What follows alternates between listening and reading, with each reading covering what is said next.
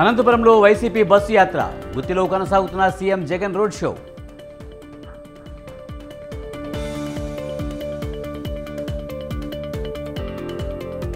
సంపద సృష్టిస్తేనే అభివృద్ధి చేయగలుగుతాం, జగన్ ఎవరికీ న్యాయం చేయలేదన్న చంద్రబాబు.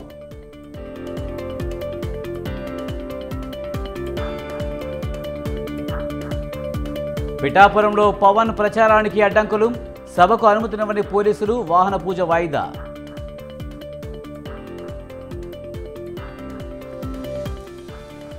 విద్యుత్ సాగునీటి అవసరాలపై సీఎం రేవంత్ సమీక్ష, వేసవిలో తీసుకోవాల్సిన చర్యలపై అధికారులతో చర్చ.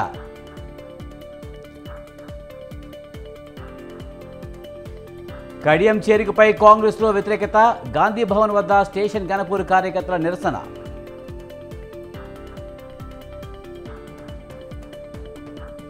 మహేష్ రెడ్డి వ్యాఖ్యలపై కోమటిరెడ్డి రియాక్షన్, బీజేపీకి బిల్డింగు గేటు లేదని ఎద్దేవా.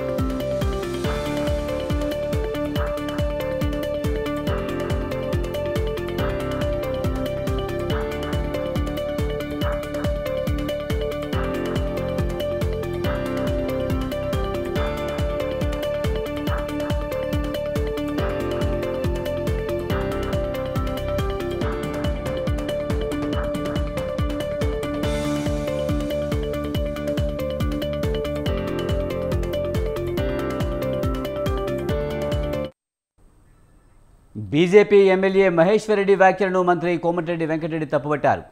తాను చెప్పని మాటల్ని చెప్పినట్లు అబద్ధపు ప్రచారం చేయడం ఆయనకే చెల్లిందన్నారు. మొన్నటి దాకా తాను కాంగ్రెస్లో చేరతానని, సాయం చేయమని మహేశ్వరరెడ్డి కోరాడని అన్నారు. మంత్రి పదవి కావాలని అడిగారని ఆరోపించారు. తాము పార్టీలో చేర్చుకోలేదనే కోపంతో ఏదేదో మాట్లాడుతున్నారని అన్నారు.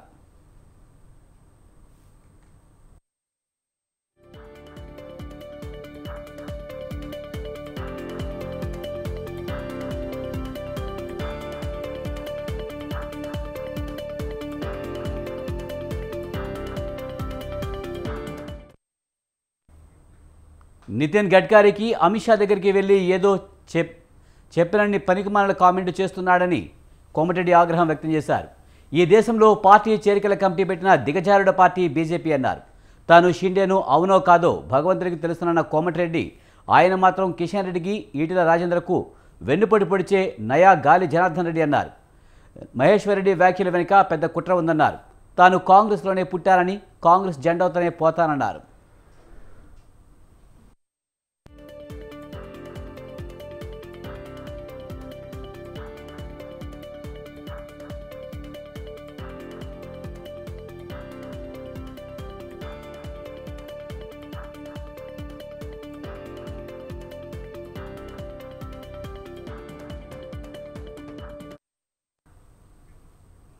బీజేపీ ఎమ్మెల్యే మహేశ్వరరెడ్డి వ్యాఖ్యలను మంత్రి కోమటిరెడ్డి వెంకటరెడ్డి తప్పుపట్టారు. తాను చెప్పని మాటల్ని చెప్పినట్లు అబద్ధపు ప్రచారం చేయడం ఆయనకే చెల్లిందన్నారు. మొన్నటిదాకా తాను కాంగ్రెస్లో చేరతానని, సాయం చేయమని మహేశ్వరరెడ్డి కోరాడని అన్నారు. మంత్రి పదవి కావాలని అడిగారని ఆరోపించారు. తాము పార్టీలో చేర్చుకోలేదనే కోపంతో ఏదేదో మాట్లాడుతున్నారని అన్నారు. నితిన్ గడ్కరీకి అమిత్ షా దగ్గరికి వెళ్ళి ఏదో చెప్పారని పనికిమాలిన కామెంట్ చేస్తున్నాడని కోమటిరెడ్డి ఆగ్రహం వ్యక్తం చేశారు. ఈ దేశంలో పార్టీ చేరికల కమిటీ పెట్టిన దిగజారుడు పార్టీ బీజేపీ అన్నారు. తాను షిండేనో అవునో కాదో భగవంతుడికి తెలుసునన్న కోమటిరెడ్డి ఆయన మాత్రం కిషన్ రెడ్డికి, ఈటెల రాజేంద్రకు వెన్నుపడి పొడిచే నయా గాలి జనార్దన్ రెడ్డి అన్నారు. మహేశ్వరరెడ్డి వ్యాఖ్యల వెనుక పెద్ద కుట్ర ఉందన్నారు. తాను కాంగ్రెస్లోనే పుట్టారని, కాంగ్రెస్ జెండాతోనే పోతానని అన్నారు. ఇక దీనిపై మరింత సమాచారాన్ని మా ప్రతినిధి వేణు అందిస్తారు. వేణు, కోమటిరెడ్డి వెంకటరెడ్డి వ్యాఖ్యలు మనం ఎలా అర్థం చేసుకోవాలి? బీజేపీ ఎమ్మెల్యే మహేశ్వర్ రెడ్డి ఏదైతే కోమటిరెడ్డి చేసిన వ్యాఖ్యలపై ఈ రోజు ఎమ్మెల్యే మహేశ్వర్ రెడ్డి స్పందించారు. దీంతో మహేశ్వర్ రెడ్డి చేసిన వ్యాఖ్యలు సత్య దూరమైనవి అంటూ మంత్రి కోమటిరెడ్డి వెంకటరెడ్డి ఒక పత్రికా ప్రకటన కూడా విడుదల చేయడం జరిగింది. నేను చెప్పని మాటలు చెప్పినట్టు అబద్ధాలు చెప్పి నాపై తప్పుడు ఆరోపణలు చేస్తున్నాడు అని చెప్పి కూడా మంత్రి కోమటిరెడ్డి వెంకటరెడ్డి చెప్పారు.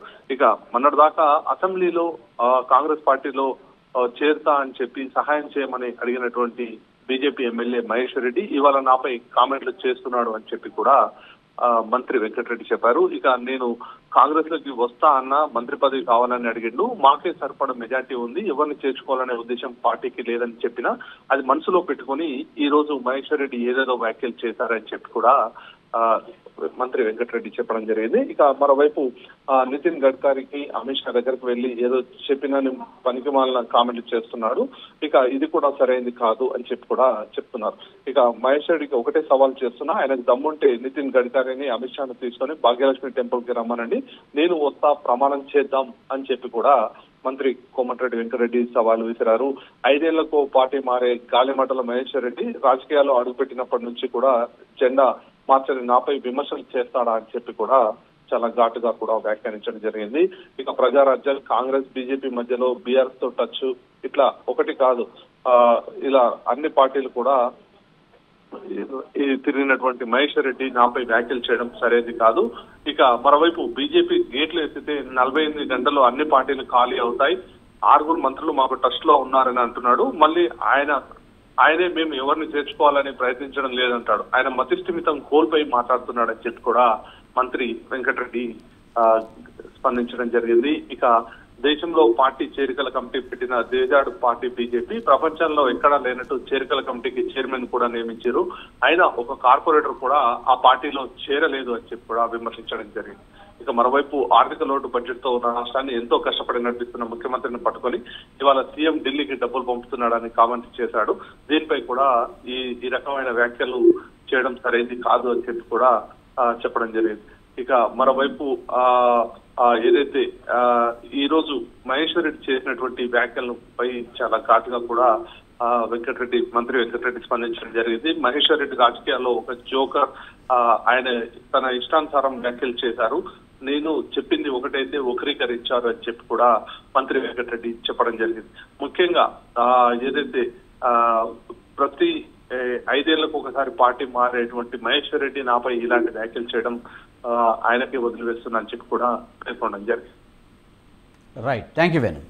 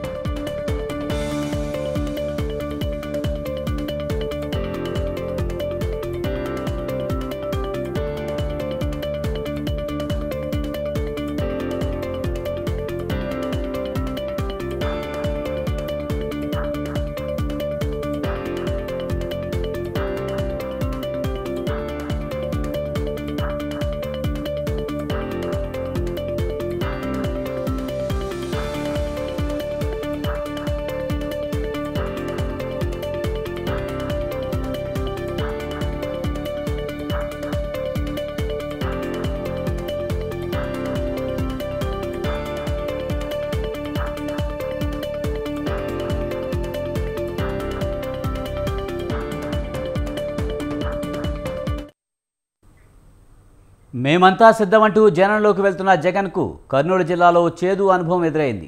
తొగ్గలి మండలం జొన్నగిరిలో జగన్ బస్సు యాత్రను గ్రామస్తులు అడ్డుకున్నారు. తమ గ్రామానికి తాగునీరు లేక విలవిలలాడుతున్నామని నిలదీశారు. గ్రామాన్ని పత్తికొండ ఎమ్మెల్యే కంగాటి శ్రీదేవి దత్తత తీసుకున్నారని, అయినా ఏ రోజు పట్టించుకోలేదని ఆగ్రహం వ్యక్తం చేశారు. హంద్రి కాలువ ద్వారా 68 చెరువులకు నీళ్లు వస్తాయని ప్రభుత్వం చెప్పిందని, అయినా తమ గ్రామం చెరువుకు నీళ్లు రాలేదని ఆవేదన వ్యక్తం చేశారు.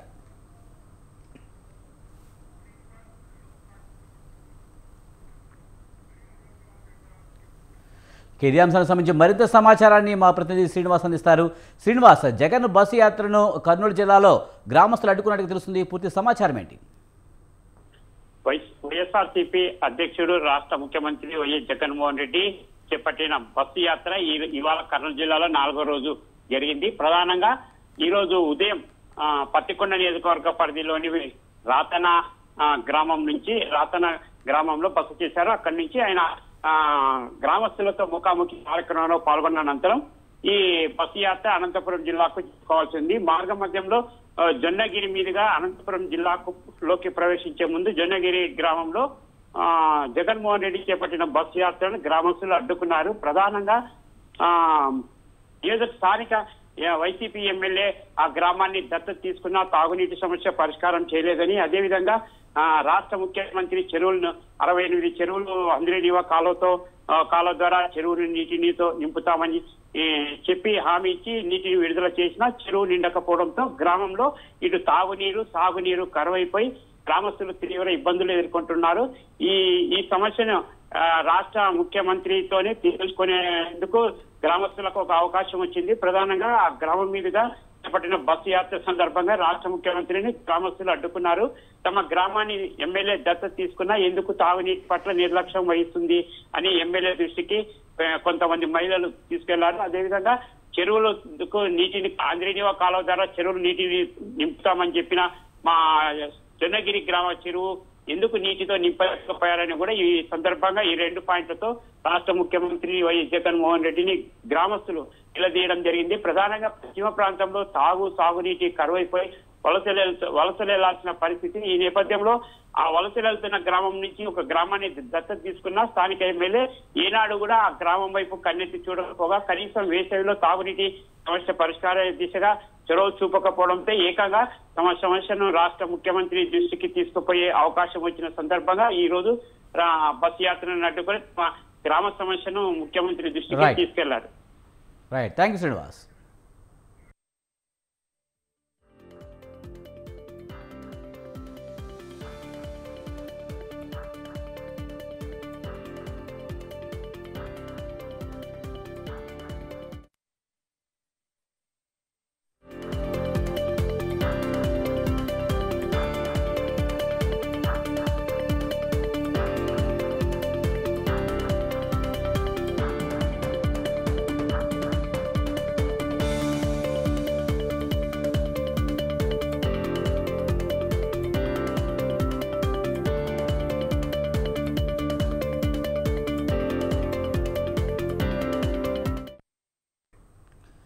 పిఠాపురంలో జనసేన అధినేత పవన్ ప్రచారానికి తొలి రోజే అడ్డంకులు ఎదురవుతున్నాయి. పవన్ కళ్యాణ్ ఎన్నికల ప్రచార రథం వారాహి వాహనానికి పోలీసులు అనుమతి నిరాకరించారు. ప్రచారంలో చిన్నపాటి వాహనానికి పర్మిషన్ ఇస్తామని చెప్పినట్టు తెలుస్తోంది. దీంతో వారాహి వాహనానికి పూజా కార్యక్రమాలు వాయిదా పడ్డాయి. అయితే పోలీసుల తీరుపై జనసేన శ్రేణులు తీవ్ర అభ్యంతరం వ్యక్తం చేస్తున్నాయి. సీఎం జగన్కు రాష్ట్ర వ్యాప్తంగా బస్సు యాత్రకు పర్మిషన్ ఉంటుంది కానీ పవన్ వారాహి యాత్రకు అనుమతి ఇవ్వరా అంటూ అధికారులపై ఫైర్ అవుతున్నారు.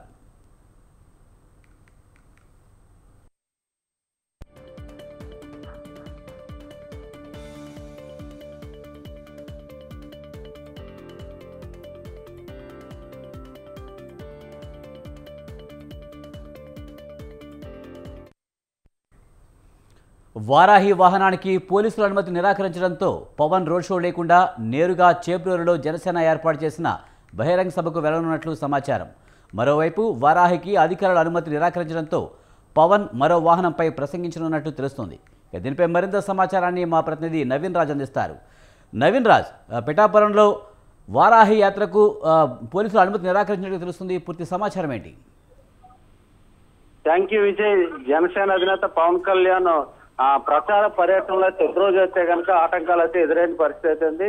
ఆయన పర్యటనకు సంబంధించి అంటే వారాహి వాహనానికి సంబంధించి ఆ ప్రత్యేక పూజలు నిర్వహించి అక్కడి నుంచి కూడా ఆయన ప్రచార యాత్రకు వెళ్లాల్సి ఉంది. అయితే ఆయన ఉదయం 11, 12 తర్వాత ఆయన వస్తారని చెప్పారు. అయితే గుడి ఏదైతే దత్తాత్రేయుడు గుడి అయితే కనుక మధ్యాహ్నం 12 గంటలకే ముగిసింది. దాని తర్వాత ఆయన 1 గంటకు అయితే ఆయన పిఠాపురం అయితే చేరుకున్నారు. అదేవిధంగా అక్కడ పూజలు నిర్వహించిన తర్వాత మాత్రమే ఆయన మిగతా షెడ్యూల్ అంటే ఎవరైతే టీడీపీ ఇన్ఛార్జ్ వర్మ ఉన్నారో ఆయన దగ్గరికి అయితే వెళ్లాల్సిన పర్యటనలో ఆయన షెడ్యూల్లో ఉంది. అయితే దానికంటే ముందు పూజాది కార్యక్రమానికి ముందే వర్మ దగ్గరికి వెళ్ళి ఆయన ఏదైతే గోకుల్ గ్రాండ్ హోటల్లో బస్ చేశారో అక్కడికి వచ్చి అయితే ఆయన ఉండిపోవాల్సిన పరిస్థితి ఉంది. అయితే ముఖ్యంగా చూస్తే కనుక వారాహి వాహనానికి అయితే అనుమతి లేదు అని చెప్పేసి అయితే మనకి సమాచారం అయితే అందుతుంది. ఇప్పటి వరకు కూడా ఈ వారాహి వాహనం కదలలేదు. అయితే ఈ ఏదైతే చేబ్రోల్లో జరుగుతున్న బహిరంగ సభ వరకు అయితే కనుక వారాహి వాహనానికి అయితే అనుమతి ఉన్నట్లుగా అయితే ఇప్పుడు చెప్తుంది. ఇప్పుడే వారాహి వాహనం అయితే కనుక ఏదైతే పవన్ కళ్యాణ్ బస్ చేసిన గోకుల్ గ్రాండ్ దగ్గర నుంచి అయితే వారాహి వాహనం అయితే కనుక కదిలింది. ఇప్పుడే ఎక్కడైతే బహిరంగ సభ జరుగుతుందో ఆ బహిరంగ సభ వరకు అయితే కనుక వారాహి వాహనం వెళ్ళిన తర్వాత వారాహి వాహనం మీద నుంచే పవన్ కళ్యాణ్ అయితే ప్రసంగించనున్నట్లుగా అయితే ఇప్పుడు ఈ పార్టీకి సంబంధించిన శ్రేణులు అయితే చెప్తున్నారు. అయితే పోలీసులు కూడా మాకు దీనికి సంబంధించి ఎటువంటి మాకు అనుమతులు ఇచ్చే పర్మిషన్స్ ఇచ్చే అధికారం అయితే మాకు లేదు. ఎన్నికల కమిషన్ మాత్రమే ఇవ్వాలి. కేవలం 2-వీలర్ 4-వీలర్ వరకునే మేము పర్మిషన్ ఇస్తామని చెప్పేసి అయితే పోలీసులు అయితే చెప్తున్నారు. కానీ దీని మీద అయితే కనుక జనసేన శ్రేణులు కానీ కార్యకర్తలు కానీ ఆగ్రహం అయితే వ్యక్తం చేస్తున్నారు. అటు పవన్ కళ్యాణ్ వాహనానికి అడ్డంకులు వచ్చాయా, ఇటు జగన్ కానీ అటు ప్రతిపక్ష నేత చంద్రబాబు కానీ ఎటువంటి అడ్డంకులు లేవు, కేవలం పవన్ కళ్యాణ్ వాహనానికి ఎందుకు అడ్డంకులు సృష్టించారని చెప్పేసి ఆగ్రహం అయితే వ్యక్తం చేస్తున్నారు. అయితే పోలీసులు అయితే మాత్రం మా పరిధిలో లేదు, ఇది ఎన్నికల కమిషన్ పరిధిలో ఉంటుందని చెప్తున్నారు. ఏదేమైనప్పటికీ పవన్ కళ్యాణ్ అయితే కనుక ఈరోజు షెడ్యూల్ లో భాగంగా ఆయన బహిరంగ సభలు అయితే చేబ్రోలో జరిగే బహిరంగ సభలు అయితే కనుక ఈ ప్రచార వాహనం మీద నుంచే మాట్లాడే అవకాశం అయితే ఉంది. Vijay, right, thank you Naveen Raj.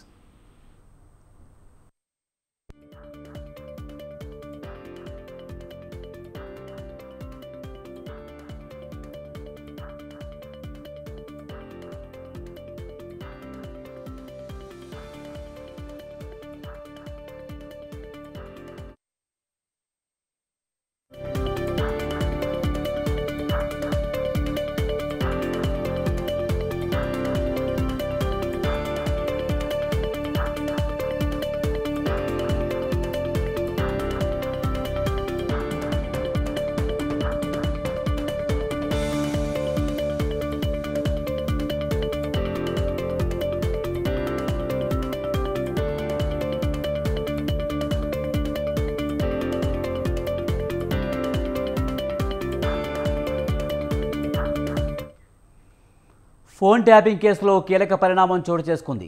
Additional ఎస్పీలు భుజంగరావు, తిరుపతనలు సస్పెండ్ అయ్యారు. ఇద్దరిని సస్పెండ్ చేస్తూ డీజీపీ రవిగుప్తా ఉత్తర్వులు జారీ చేశారు. మరోవైపు ఈ కేసులో భుజంగరావు, తిరుపతనలను పోలీసులు రెండో రోజు విచారిస్తున్నారు. వారిద్దరి స్టేట్మెంట్లను రికార్డ్ చేస్తుంది దర్యాప్తు బృందం. ఐఎస్బీ మాజీ చీఫ్ ప్రభాకర్ రావు, మాజీ డీఎస్పీ ప్రణీత్ రావుతో లింకులపై ఆరా తీస్తున్నారు. ఎవరి డైరెక్షన్లో ఫోన్ ట్యాపింగ్ జరిగిందో కూపీలాగుతున్నారు. దీనిపై మరింత సమాచారాన్ని మా ప్రతినిధి పవన్ అందిస్తారు. పవన్, ఫోన్ ట్యాపింగ్లో కీలక పరిణామం చోటు చేసుకున్నట్టు తెలుస్తుంది. ఇద్దరు అదనపు ఎస్పీలను సస్పెండ్ చేసినట్టు తెలుస్తుంది. పూర్తి సమాచారం ఏంటి? ఫోన్ ట్యాపింగ్ కేసులో ఇద్దరు అదనపు ఎస్పీలను కూడా కొద్దిసేపటి క్రితం సస్పెండ్ చేస్తూ ఉత్తర్వులు జారీ చేశారు. అయితే ముఖ్యంగా ప్రైవేటు వ్యక్తుల ఫోన్లు సంబంధించి అధికార దుర్వినియోగం పాల్పడినట్లుగా దీంట్లో దర్యాప్తులో తేలింది. దీంతో ఇద్దరిని ఇటు భుజంగరావుతో పాటు తిరుపతి అన్న ఇద్దరిని కూడా పోలీస్ శాఖ నుంచి కూడా సస్పెండ్ చేసి ఉత్తర్వులు జారీ చేశారు. మొత్తానికి ఒక ట్యాపింగ్ వ్యవహారంలో మాత్రము భుజంగరావు, తిరుపతి అన్న కూడా చాలా కీలకంగా ఉన్నారు. ఎందుకంటే ఫోన్ ట్యాపింగ్ విషయంలో చాలా మందిని కూడా బెదిరించినట్లు, వారి ప్రొఫైల్ సంబంధించి కూడా ఎస్ఐబికి అందించడము, ఇవన్నీ కూడా ఇద్దరు చేశారని చెప్పి కూడా ప్రధానంగా ఒక దర్యాప్తులో తేలింది. దర్యాప్తులో తేలిన నేపథ్యంలో ఈ రోజు రెండో రోజు కస్టడీలో కూడా విచారణ కొనసాగిస్తున్నారు. విచారణలో భాగంగా చూస్తే మాత్రము దీనికి సంబంధించి వీరి పాత్ర చాలా ఉన్నట్లుగా పోలీసులు గుర్తించారు. Right, thank you Pawan.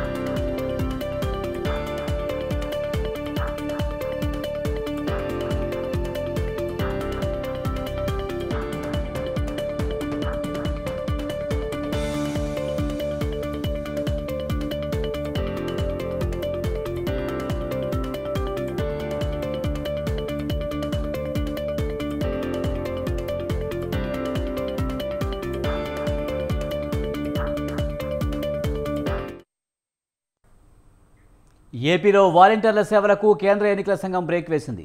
ప్రభుత్వ సంక్షేమ పథకాలకు వాలంటీర్లను వినియోగించవద్దని ఆంక్షలు విధించింది. ఎన్నికల కోడ్ ముగిసే వరకు లబ్ధిదారులకు డబ్బు పంపిణీ చేయవద్దని ఆదేశించింది. అంతేకాదు వాలంటీర్లకు ఇచ్చిన ఫోన్లు పరికరాలు స్వాధీనం చేసుకోవాలని సిఎసి ఆదేశాలు జారీ చేసింది. ఈ మేరకు ప్రభుత్వానికి కేంద్ర ఎన్నికల సంఘం లేఖ రాసింది. అవసరమైతే నగదు బదిలీ ద్వారా పథకాలు కొనసాగించవచ్చని స్పష్టం చేసింది.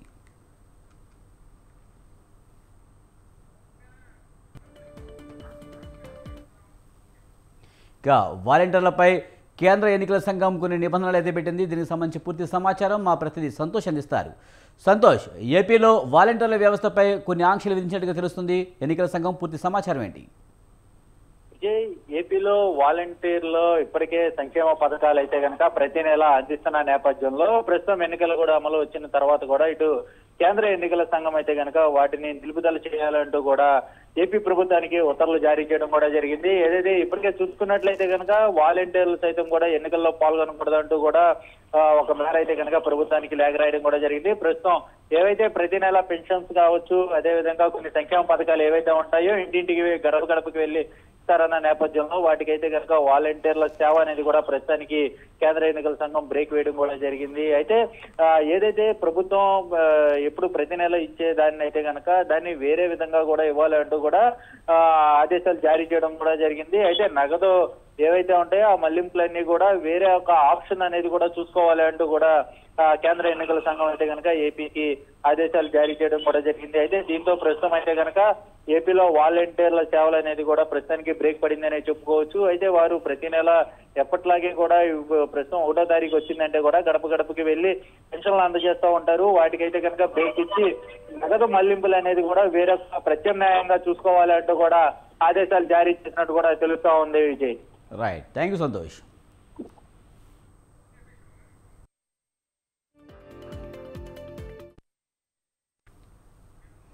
కిరణ్ కుమార్ రెడ్డిపై గెలిచి నాన్నకు ప్రేమతో అంకితం చేస్తానని అన్నారు ఎంపీ మిథున్ రెడ్డి.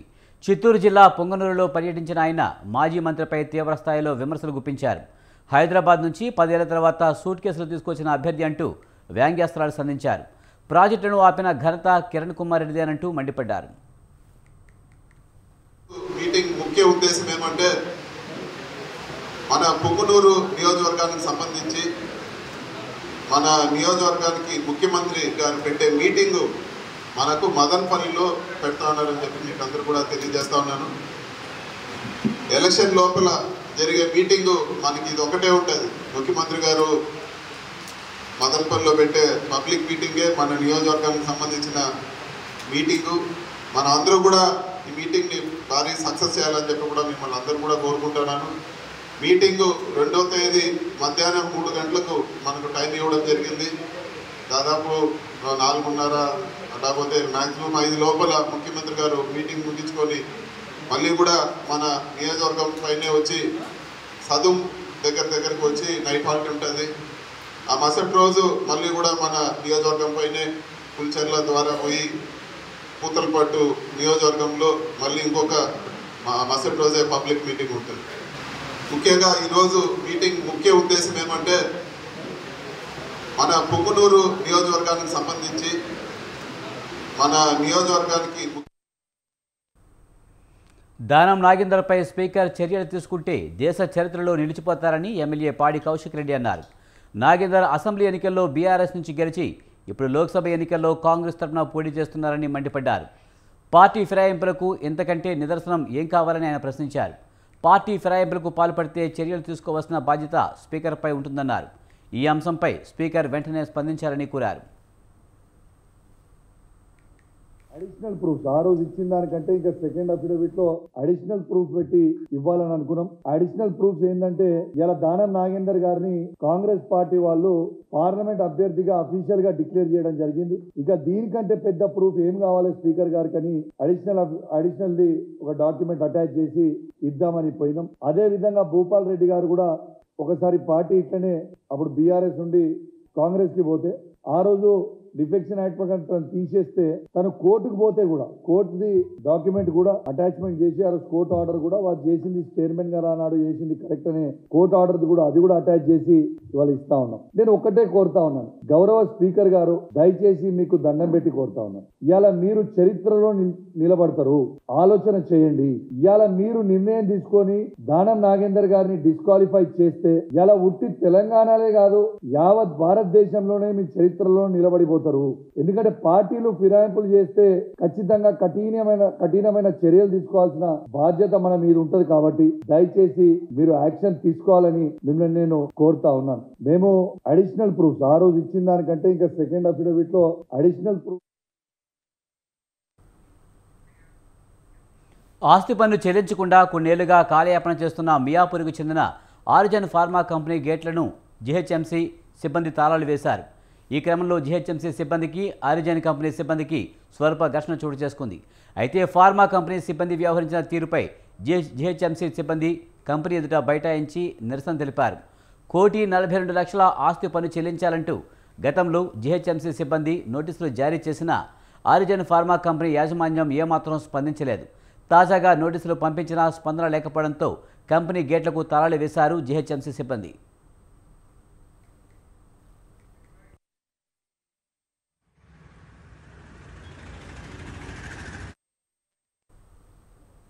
కడప జిల్లాలో ఏసీబీ అధికారులు ఆకస్మిక దాడులు నిర్వహించారు. నగరంలోని ఎంఆర్ఓ కార్యాలయం, శివప్రసాద్ ఇంట్లో ఒక్కసారిగా విజయవాడ ఏసీబీ అధికారులు తనిఖీలు చేపట్టారు. సిఐ గిరిబాబు, ఎస్ఐ రామలింగేశ్వరరావు ఆధ్వర్యంలో సోదాలు చేపట్టారు. అధికారుల తనిఖీల్లో 36 లక్షలు పట్టుబడినట్లు సమాచారం. రిటర్నింగ్ ఆఫీసర్గా ఎన్నికల ఖర్చు కోసం ఈసీ నగదు పంపించినట్లయితే దానికి సంబంధించిన పత్రాలు ఉన్నాయా లేవా చూస్తున్నామని సిఐ గిరిబాబు తెలిపారు.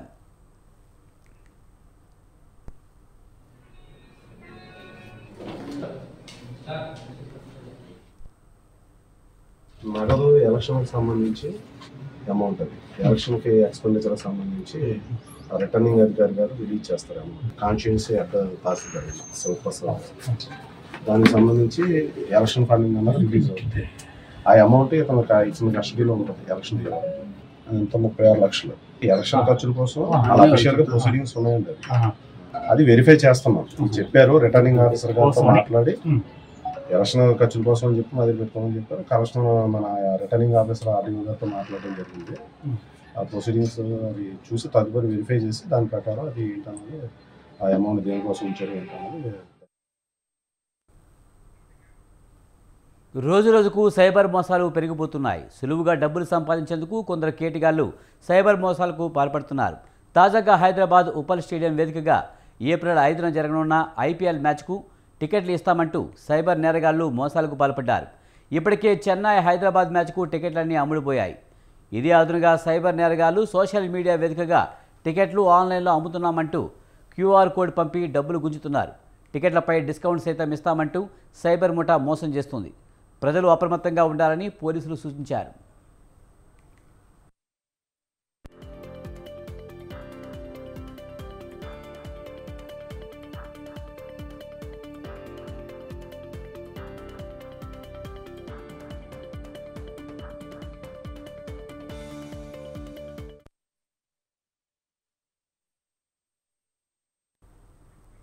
ఇవి బులెటిన్ విశేషాలు. చూస్తూనే ఉండండి స్వతంత్ర.